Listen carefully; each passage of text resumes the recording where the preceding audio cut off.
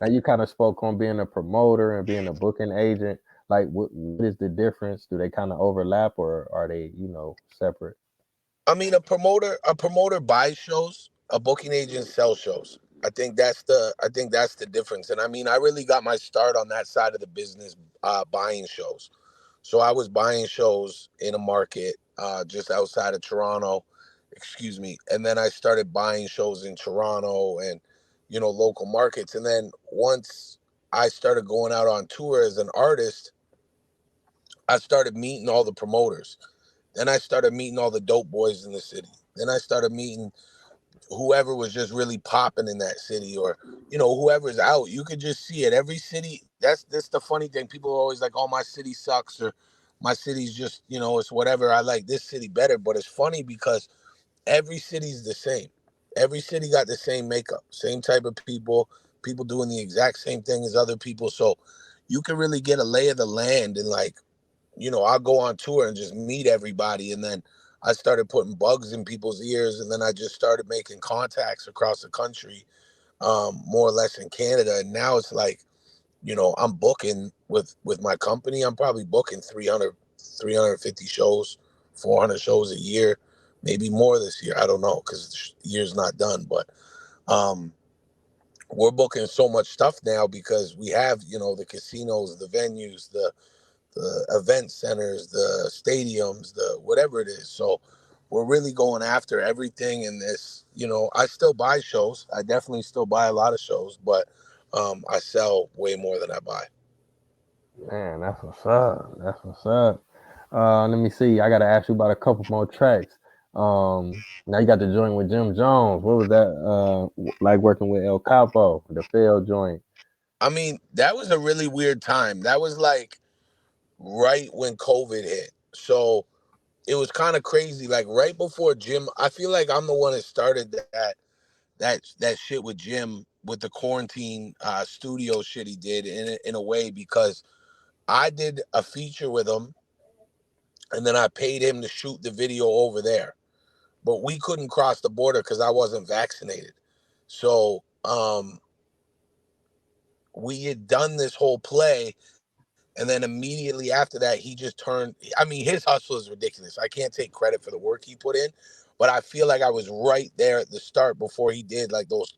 I don't know how many features he did. I bet you he did 100. But like right before he did all that stuff, me and him had done this, and I had camera people in New York that I messed with. They shot for me. Then I had my people over here shoot and match the footage so the coloring and everything looked the same. So we never even met. We've never met. Wow, okay, okay. That's what's up. I mean, now that you say it, I have to go back and look at it. But like you say, the colors match is well done. I would have never knew y'all ain't meet because the track fire, and the video fire as well. So that's dope, man. Yeah, nah, he killed that record. I grew up listening to Jim Jones, so it was nice. Yeah, yeah, I like Jim Jones, the Diary, El Capo. He got a couple of them, some bangers. Let me see. I can ask you again about touring. Now you done got to do shows and work with, like you say, a lot of people. But I was gonna name some. Dave East. I seen Nelly on your IG. You had some with Nelly. You had some with G on it. Man, what was it like working with those different artists? I mean, by you doing so many shows, is it all the same or is it a totally different vibe?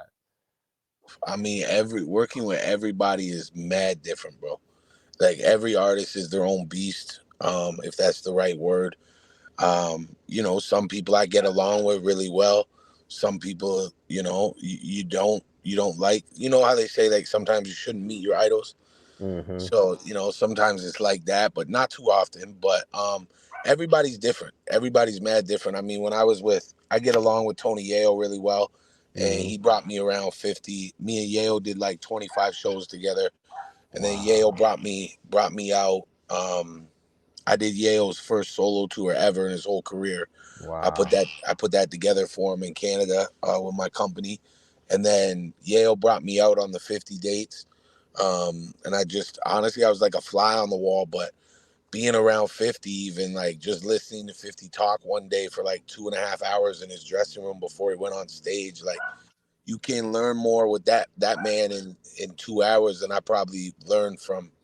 if I went to school for 4 years for music. Like you can't teach what that man knows. So you know, being around certain people, you learn what to do, and then being around other people, you learn what not to do. You know, so you know how to be like how not to blow a bag, or you know how to, you know, you bringing too many people on tour, you spending too much money. You know, you got a bunch of people that aren't working.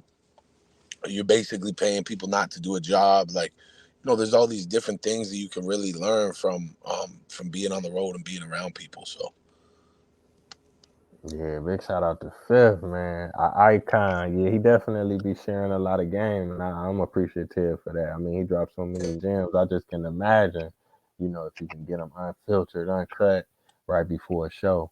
Now let me see, what do you enjoy the most? I mean, you're an artist, you touring, you recording, you writing, but at the same time, like you say, you promoting, you booking. Do you have like something that you feel most passionate about, or you get the most joy out of doing?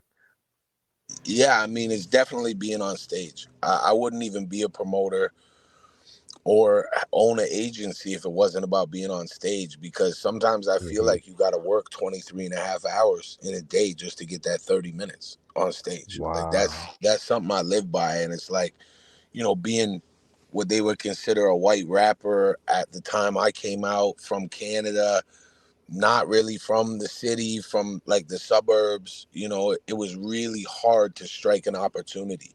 So for me, it was like I created every opportunity. Like I don't even really do shows I don't book.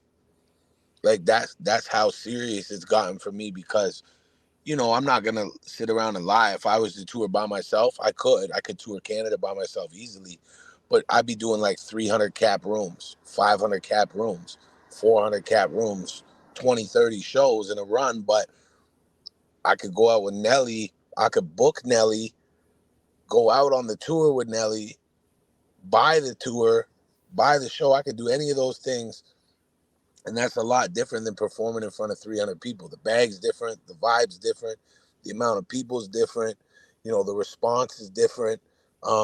You know, and I think people are starting to catch on. Like, one, I don't really like doing interviews.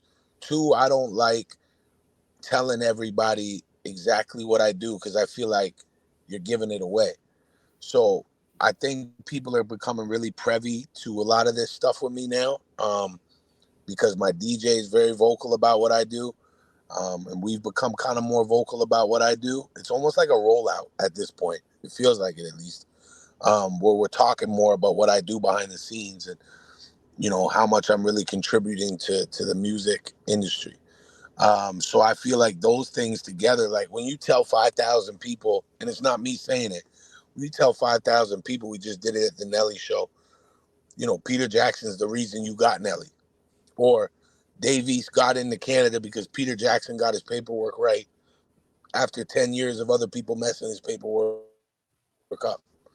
You know, Peter Jackson's the first one to get Gucci Man into Canada when nobody Wow. could get him in. Peter put Gucci Man courtside of the basketball game. When you start talking like that, people respect you differently. They don't even, music's subjective, and there's no way me and you even feel the same way about one record. We both might like something, but we still hear it differently. But you got to respect the hustle either way you cut it. You can't be subjective about business. Like it's cut and dry. You're either really good at it or you're not. You know, Yeah. so I think when people start hearing that stuff about me, it's like that's when they really start to respect, you know, where you are, your stance or your foothold or your chokehold, whatever you want to call it, on the business and on the music industry. It's like, oh, you ain't got it like 50, but what are you gonna say? The man's the biggest hustler in music. You can't say anything to him. Yeah, yeah. I mean, man, you definitely making some noise, been making some noise for a while. You winning, so you know people want to know, you know what I'm saying, how you doing it. So I definitely understand what you're saying.